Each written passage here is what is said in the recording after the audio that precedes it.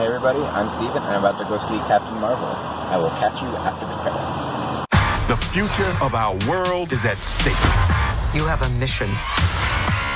How do I look? Fresh. Is this normal? Pretty much. So, just getting back from seeing Captain Marvel.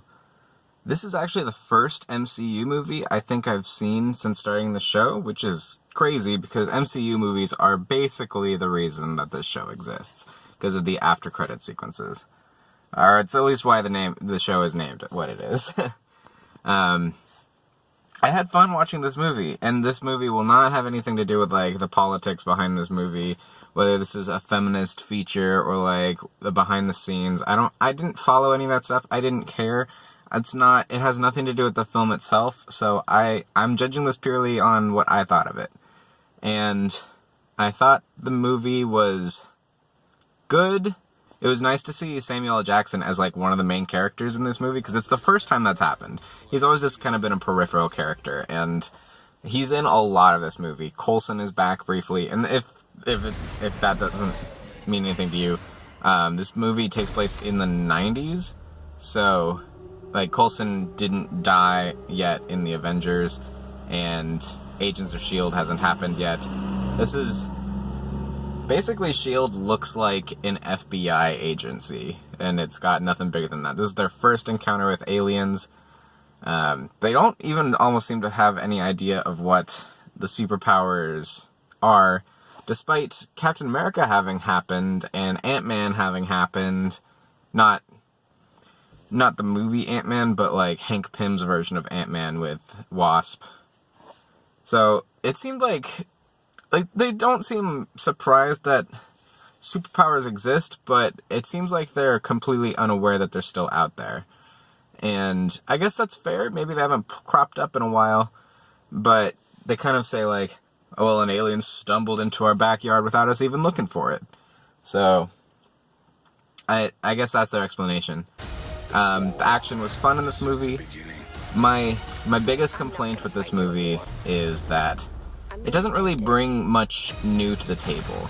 Really, it kind of just feels like at the end of Avengers 3, when you see Nick Fury's little pager going off and you see the symbol, it really just feels like it's filling you in on who that's going to be paging and that she is going to be in Avengers 4.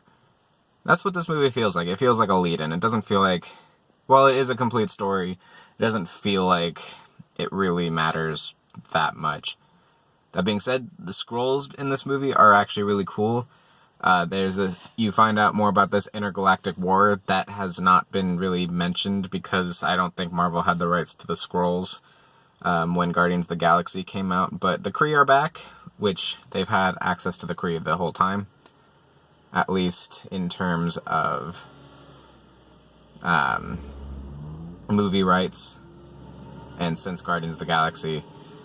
That brings me to another, like, there's nothing really new in this movie besides Captain Marvel herself and seeing the Skrulls. We've seen Samuel L. Jackson and Coulson already, so it's nice to see them again, but this being a movie set in the 90s, you know everything in this movie is going to turn out okay, because everybody ends up okay in the future. You know how to fly this thing? We'll see. That's a yes or no question. Yes.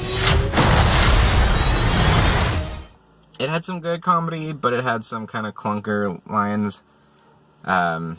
Goose, the cat, is a very funny addition to this movie, and Nick Fury going gaga over this cat is also very funny.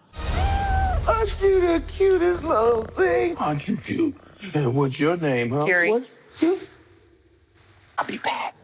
It's nice to see, this movie really plays with the ideas of, like, is there really a good side in a war? Because in Guardians of the Galaxy, the Kree are depicted as the villains. In this movie, at least in the start, the Kree, Carol Danvers, or Veers, as she's called at this point because she has no memory of her past Earth life, she is working with the Kree to stop the Skrulls, and this war has been going on forever. Undetermined amount of time, I should say. It doesn't really say. Or if it did, I did not catch it. But in the comic books, the Skrulls and Kree are a huge, huge deal.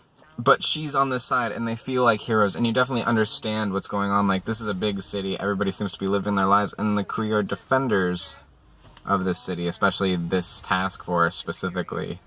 I'm sure there are others. And everybody's painted in just like this kind of bad light by the end of it. The Kree and the Skrulls are both kind of painted in a bad light, but you see the good light on both of them as well. Just kind of showing that, I mean, I don't think a Marvel movie has really, really done that yet. Usually the villains are villains. Maybe you see why they're villains, but they're villains nonetheless, like Killmonger in Black Panther. You understand why he's the villain, and you even understand some of his ideas, but he's the villain, and he's not a good guy at all. But we've seen the Kree before. We've seen a lot of the characters that they introduced before, and it's like, hey, I recognize you, you're in Guardians of the Galaxy, and hey, I recognize you, you were in S.H.I.E.L.D. Situations in Avengers and things like that. So this movie had some really good effects, had some really cool moments, but I never really felt like anything was dire. There was nothing in this movie that really wowed me. Like, the Captain America movies all have something really good in them, especially Civil War and Winter Soldier. The Avengers movies all have something that wow me, especially the first Avengers and, I mean, that was a good representation of it as well. Infinity War. Unintentional Thanos reference. And I'm glad that I saw this movie because it is a good lead-in. You understand who Captain Marvel is.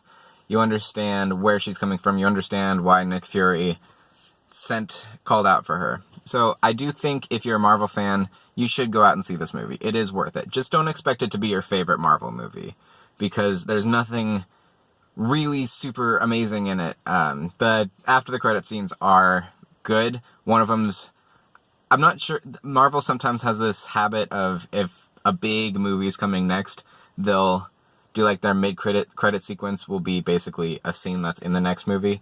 This might have been that. It was hard to tell. This could have been just a lead-in, or it could have been a scene leading in, like a scene from the next movie.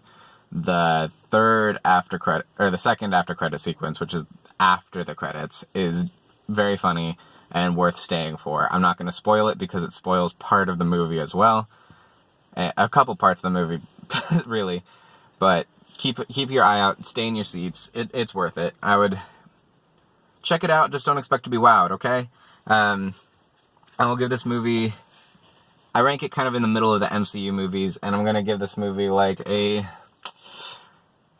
going to give it a 7. 7, it's average. It's a little above average. I liked it. Not my favorite. Go see it. It is fun, and it's a good lead-in. It'll hold you over till Avengers 4, which is the one I'm really looking forward to. And Spider-Man 2. It's gonna be good. Catch you next time. Is this normal? Pretty much. Go higher. Go further. Go faster. Proud to show these boys how we do it. Captain Marvel. You know you're glowing, right?